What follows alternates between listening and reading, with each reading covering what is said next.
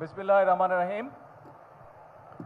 আজকের নতুন করে স্পোর্টস এই অনুষ্ঠানের সম্মানিত সভাপতি, আমন্ত্রিত অতিথিবৃন্দ এবং গ্যালারিতে আমার ছোট বন্ধুরা এবং খেলোয়াড় বন্ধুবৃন্দ, আসসালামু আলাইকুম। কেমন আছো সবাই তোমরা? ওই দিকের আওয়াজ পাচ্ছি না, সামনের আওয়াজ। কেমন আছো? ভালো। টায়ার্ড হয়ে গেছো না? সেই দুপুর থেকে বসে আছো, টায়ার্ড হয়ে গেছো না? আচ্ছা, বেশি লম্বা করব না। তবে তোমাদের সাথে কথা বলার আগে আমি এই যে আমার সামনে দেখো মিডিয়ার ভাইরা, এখানে আঙ্কেলরা আছে, এনাদের সাথে আমি কথা বলবো। আমি বক্তব্য শুরু করার আগেই, আচ্ছা এটা দিয়ে হচ্ছে না, ওই মাইকটা জানতো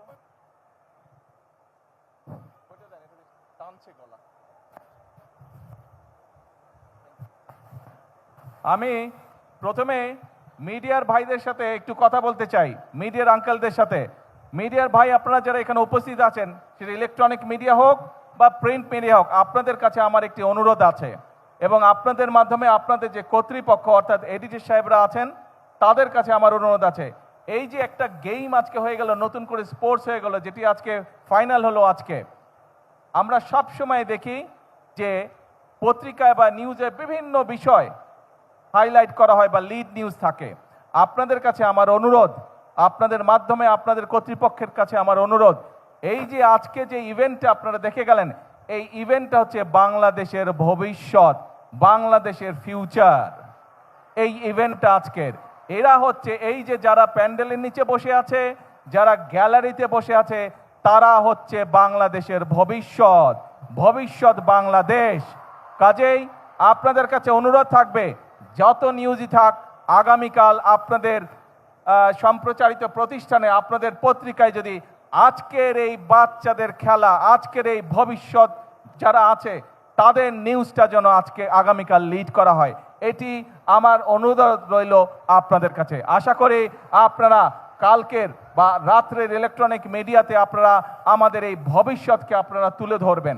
আমাদের বাংলাদেশ, আমরা অনেক সমস্যায় আছে বাংলাদেশে, আমরা সেটি অস্বীকার করছি না, কিন্তু এই সমস্যার পাশাপাশি আমরা দেখতে পাচ্ছি যে বাংলাদেশকে আমরা কোথায় নিয়ে যেতে পারবো। প্রিয় বন্ধুরা, আমরা জানি তোমাদের যে স্কুল কলেজগুলো আছে, স্কুলগুলো আছে, অনেক স্কুল হয়তো তোমাদের সঠিকভাবে বসার ব্যবস্থা নেই, অনেক স্কুলে হয়তো ফ্যান ঠিকভাবে নেই। আমরা কাজ করছি, তোমাদের এই সরকার কাজ করছে তোমাদের স্কুলগুলো যাতে ধীরে ধীরে আমরা গড়ে তুলতে পারি। কিন্তু আজকে এই নতুন করে স্পোর্টস ইভেন্টে তোমাদের কাছ থেকে আমি একটি কথা নিতে চাই।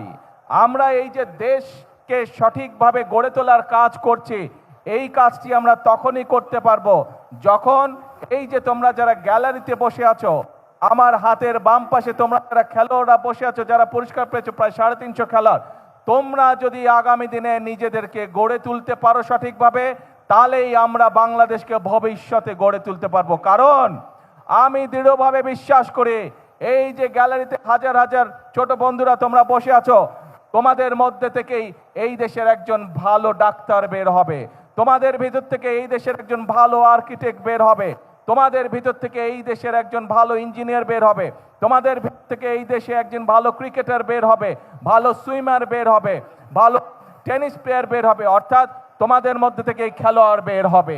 আজ তোমরা সেটা প্রমাণ করে দেখিয়েছো। তোমাদের মধ্যে থেকেই এই দেশের বের হবে যারা এই দেশকে সামনের দিকে এগিয়ে নিয়ে যেতে পারবে। কাজেই নিজেকে কখনো ছোট ভাববে না, নিজেকে গড়ে তুলতে হবে। তুমি যত শক্তভাবে নিজেকে গড়ে তুলতে পারবে, তুমি তোমার বাংলাদেশকে তত সুন্দরভাবে গড়ে তুলতে পারবে। কি হলো, বাংলাদেশকে গড়ে তুলতে কে কে কাজ করবে? গ্যালারিতে যারা আছো, আমার সাথে আছো তোমরা? শুনতে পাই না, হাত তুলে, তাহলে বুঝবো আমার সাথে তোমরা আছো। কারা বাংলাদেশকে গড়ে তুলতে চাও? বাংলাদেশকে গড়ে তোলার জন্য কারা কাজ করতে চাও? হাত তুলে দেখে। গ্যালারিতে যারা বসে আছো, বাংলাদেশকে গড়ে তোলার জন্য কারা কারা নিজেকে গড়ে তুলবে? হাত তুলে দেখে। শুনতে পাচ্ছ কথা? ধন্যবাদ। এখন কথা হচ্ছে, পড়ার সময় মন দিয়ে পড়তে হবে, কিন্তু খেলার সময় একইভাবে মন দিয়ে খেলতে হবে। আরেকটি তোমাদের কাছে আমি সহযোগিতা চাই, তোমাদের একটি হেল্প লাগবে। শুধু যে গ্যালারিতে যারা বসে আছো তারা না, নিশ্চয়ই এই অনলাইন বা টেলিভিশনের মাধ্যমে সারা বাংলাদেশে তোমাদের মতন সারা বাংলাদেশে আমাদের যারা ভবিষ্যৎ আছে, ছোট ছোট বন্ধুরা আছে, তোমাদের সকলের কাছে আমি একটি সহযোগিতা চাই, একটি সাহায্য চাই। সেটি কি সাহায্য? এই দেশটা আমাদের সকলের দেশ। এই দেশের আলো, এই দেশের বাতাস, এই দেশের পরিবেশ আমরা সকলে মিলে যদি ঠিক রাখি, তাহলে আমরা একটি সুন্দর পরিবেশে থাকতে পারবো। তুমি সুন্দর পরিবেশে বড় হতে পারবে, তুমি সুন্দর পরিবেশে পারবে, তুমি সুন্দর পরিবেশে পড়ালেখা করতে পারবে। সেই জন্য আমি তোমাদের সকলের কাছে যে সাহায্যটি চাই, তোমরা নিশ্চয়ই দেখেছো রাস্তা দিয়ে হেঁটে যাওয়ার সময় তোমার বাসার আশেপাশে অনেকে বিভিন্ন রকম ময়লা ফেলে যায়, বিভিন্ন রকম প্লাস্টিকের বোতল ফেলে যায়, সেটি পুকুর হোক, নদী নালা হোক, বাসার আশেপাশে। এখন থেকে যদি এরকম কোনো দৃশ্য তোমাদের চোখে পড়ে, প্লিজ তোমরা তাকে বারণ করবে। দরকার হলে সেই ময়লাটি তোমরা তুলে নিয়ে গিয়ে যেইখানে ময়লা ফেলার জায়গা নির্দিষ্ট সেই জায়গায় ময়লা ফেলতে হবে। আরেকটি কাজ তোমাদেরকে করতে হবে, কেউ যদি পুকুর, নদী, নালায় ময়লা ফেলে, যদি তুমি পারো বন্ধুদেরকে সাথে নিয়ে সেই ময়লাটিকে পরিষ্কার করবে, যাতে আমাদের পরিবেশটি, আমাদের নদীর পানি, পুকুরের পানি যাতে পরিষ্কার থাকে, যাতে সেখানে মানুষ সুন্দরভাবে হাঁটাচলা করতে পারে বা মানুষ সেখানে বসতে পারে পুকুরের পাড়ে। আসো, এরপরে আরেকটি তোমাদের সহযোগিতা চাই আমার, আরেকটি তোমাদের হেল্প চাই আমার। সেই হেল্পটি হচ্ছে, প্রতি বছর চেষ্টা করবে তোমার বাড়ির আশেপাশে হোক, তোমার স্কুলের আশেপাশে হোক, অথবা যেখানে তুমি সুবিধা মনে করো সেইখানে একটি করে প্রতি বছর গাছ লাগাতে হবে। গাছ যদি আমরা লাগাতে পারি, আমাদের পরিবেশটা সুন্দর হবে, পরিষ্কার হবে, আমরা সকলে মিলে বুক ভরে শ্বাস নিতে পারবো। এবং আরেকটি কাজ তোমাদেরকে করতে হবে, আমাদের কিছু কিছু মানুষ আছে যারা প্রকৃতির প্রতি, বিভিন্ন পশু পাখির প্রতি অত্যন্ত নির্দয় হয়। আজকে আমার সকল ছোট বন্ধুদেরকে আমি অনুরোধ করব, আসো আমাদের আশেপাশে যত কুকুর, বিড়াল, হাঁস, মুরগি, গরু, ছাগল, যত রকম পশু পাখি আছে, আমরা চেষ্টা করব, এইগুলো আমাদের দেশের সম্পদ।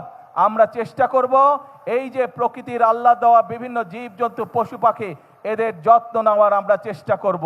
যত্ন যদি নিতে পারে, অন্তত আমরা চেষ্টা করব তাদের যাতে কোনো প্রকার ক্ষতি হতে না পারে, সেই চেষ্টাটি আমরা করব। কি বন্ধুরা, আমাকে এই হেল্পটা করবে? তোমরা করবে? Thank you so much. আর শেষ কথা হলো, আজকের বক্তব্যের শেষ কথা হলো, আমরা আছি, তোমরা যে পড়ালেখা করতে চাইবে সরকার থেকে আমরা তার ব্যবস্থা করব যাতে সে ভালো করে পড়ালেখা করতে পারে। তোমরা যে গান গাইতে চাইবে, যে ছবি আঁকতে চাইবে, যে খেলাধুলা করতে চাইবে, আমরা সব রকম তোমাদেরকে সহযোগিতা করার সর্বোচ্চ চেষ্টা করবে সরকার। কিন্তু তোমাদেরকে সঠিকভাবে তোমাদেরকে গড়ে তুলতে হবে। তোমাদের দিকে বাংলাদেশের ভবিষ্যৎ তাকিয়ে আছে, বাংলাদেশ তোমাদের দিকে তাকিয়ে আছে। তোমরা যদি নিজেদেরকে গড়ে তুলতে পারো, আমরা একটা সুন্দর বাংলাদেশ গড়ে তুলতে পারবো। এই কাজ আমরা হয়তো শুরু করেছি, আমরা মাত্র শুরু করতে পারবো, কিন্তু বাংলাদেশ গড়ার কাজ তোমাদেরকে এগিয়ে নিয়ে যেতে হবে, এগিয়ে নিয়ে যেতে হবে তোমাদেরকে। বাংলাদেশ গড়ার কাজ পারবে এগিয়ে নিয়ে যেতে? কে বন্ধুরা, কে বন্ধুরা পারবে? Thank you. আজকে আর বক্তৃতা না, চলো যারা আজকে জিতেছে তাদেরকে আমরা আজকে অভিনন্দন জানাবো। এই যারা জিতেছে, যারা খেলোয়াড় আছে, এদেরকে এই পর্যন্ত আসার জন্য তাদের পরিবারের বাবা মাদেরকে আমি আন্তরিকভাবে ধন্যবাদ জানাই। তাদের স্কুলের শিক্ষক যারা সহযোগিতা করেছেন, বিভিন্ন কোচ বৃন্দ যারা সহযোগিতা করছেন, প্রত্যেকটি মানুষকে আমি অন্তরের অন্তঃস্থল থেকে আন্তরিকভাবে ধন্যবাদ জানাই, আন্তরিকভাবে অভিনন্দন জানাই। আপনারা যেই কষ্ট করেছেন সেই কষ্টের মূল্য ইনশাল্লাহ আপনারা পাবেন যখন আপনারা এই বাচ্চাগুলোকে দেখবেন আন্তর্জাতীয় এবং আন্তর্জাতিক রূপ অঙ্গনে নিজেদেরকে প্রতিষ্ঠিত করতে সক্ষম হয়েছে। সেদিন আমাদের সকলের বুকটা আপনাদের সাথে, আপনারা যারা সহযোগিতা করেছেন, আপনাদের সাথে আমাদের সকলের বুকটা সেদিন ভরে উঠবে। আসুন, এই মাঠে আজকে আমাদের বাচ্চারা খেলা করেছে, এই মাঠে কেউ জিতেছে, কেউ এখনো জিততে পারে না। ইনশাল্লাহ আগামী দিনে তারা আবার প্রতিযোগিতা করবে। আসুন আমরা চেষ্টা করি, এই মাঠ নয়, ইনশাল্লাহ আমাদের বাচ্চারা যাতে আগামী দিনে আন্তর্জাতিক পর্যায়ের মাঠে জিতে ট্রফি বাংলাদেশে নিয়ে আসতে পারে। এটিই হোক আজকে আমাদের প্রত্যাশা, এটিই হোক আজকে আমাদের আশা। সকলকে আল্লাহ হাফেজ। বাংলাদেশ জিন্দাবাদ।